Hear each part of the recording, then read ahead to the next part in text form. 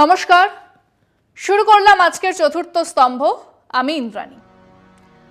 যে কোনো স্বৈরতান্ত্রিক ব্যবস্থাকে কাটাছেঁড়া করলে কতগুলো কমন এজেন্ডা পাওয়া যাবে। একই ধরনের ব্যবহার, একই ধরনের ফতোয়া, একই ধরনের কাজকর্ম। তাদের মতাদর্শ একেবারে বিপরীত হতেই পারে, তাতে কিচ্ছু এসে যায় না। ধরুন হিটলারের জামানা, আপনি আজও সেই জামানার ইতিহাসে কোনো কিছুরই সম্পূর্ণ তথ্য পাবেন না, নেই। জনসংখ্যা থেকে শিল্প, ইহুদি সংখ্যা থেকে কৃষির কোনো পরিসংখ্যান সম্পূর্ণ নয়। এয়ারফোর্সে কতগুলো এমন বোমারু বিমান আছে যা উঠতে সক্ষম? যুদ্ধের একেবারে শেষ পর্যায়ে এসে হিটলারের প্রশ্ন, এবং উত্তর নেই, বা যা বলা হচ্ছে তার 10% কার্যকারী ছিল না। উল্টো দিকে তথাকথিত কমিউনিস্ট রেজিম, সে স্টালিন হোক আর পলপট হোক, আপনি কোনো সঠিক তথ্য পাবেন না। কত লোককে স্টালিনের সরকার শ্রম শিবিরে পাঠিয়েছিল? রাশিয়ার মহাফেজখানায় এ নিয়ে এত স্ববিরোধী তথ্য আছে যে আসল সংখ্যা জানাই যাবে না কোনোদিন।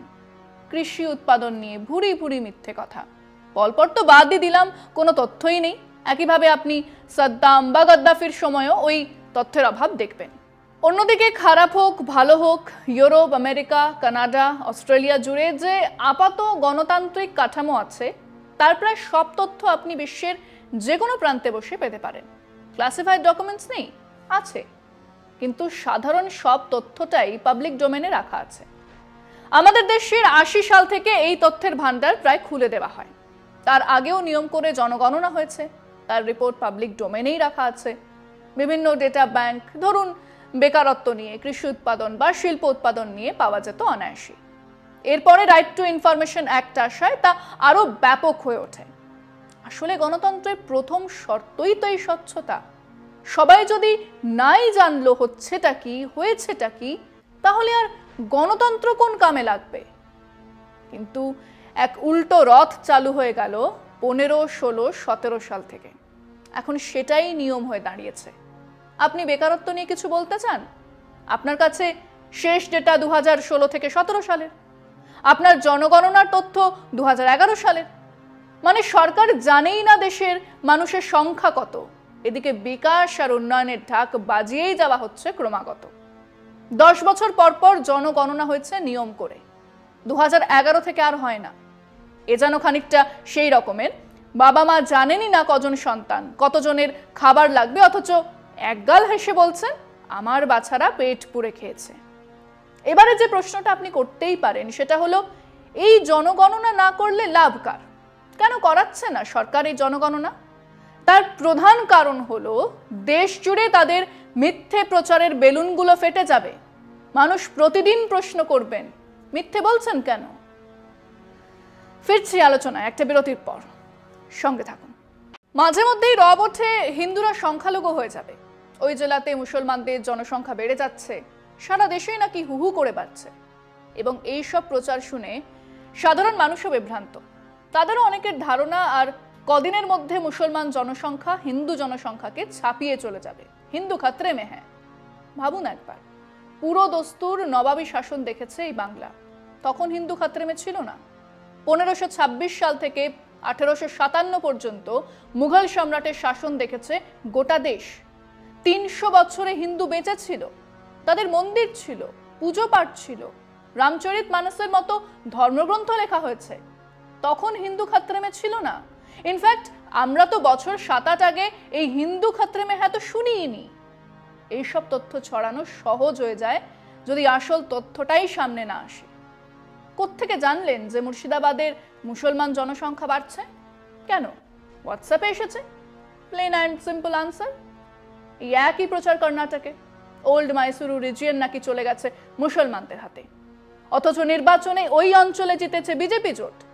একই প্রচার মহারাষ্ট্রে, মুসলমান বাড়ছে, বহিরাগত বাড়ছে। যদি বাড়েও তা জানবো কি করে? যদি কমেও তাহলেই বা জানবো কি করে? মোদী শাহ সরকার জনগণনা করাচ্ছেই না। 2025-এ জনগণনা হবে? কোনো চান্স নেই। এবারের বাজেট বরাদ্দ দেখুন, মানে জনগণনা এক বিরাট ব্যাপার, প্রচুর টাকা লাগে। বাজেটে এবারে 1300 কোটি টাকা বরাদ্দ হয়েছে। 21-22-এ এই খাতে বরাদ্দ ছিল 3768 কোটি টাকা। 2001-এর 84তম সংবিধান সংশোধনী বিলে বলা হয়েছে যে জনগণনা না হলে ডিলিমিটেশন সম্ভবই নয়।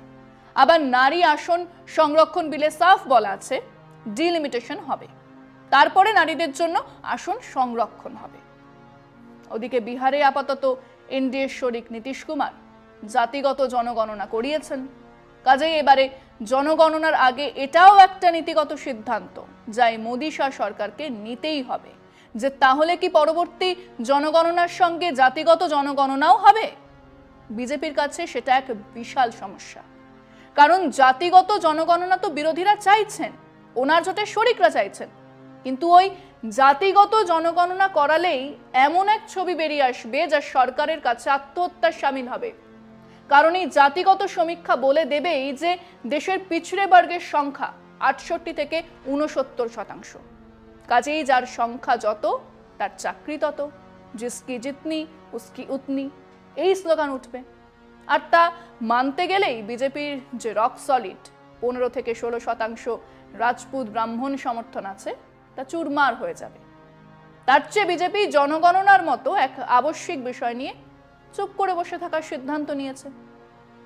বিজেপি আপাতত বালির মধ্যে মাথা গুঁজে বাইরের ঝড়কে না দেখার চেষ্টা চালাচ্ছে, পারবে না।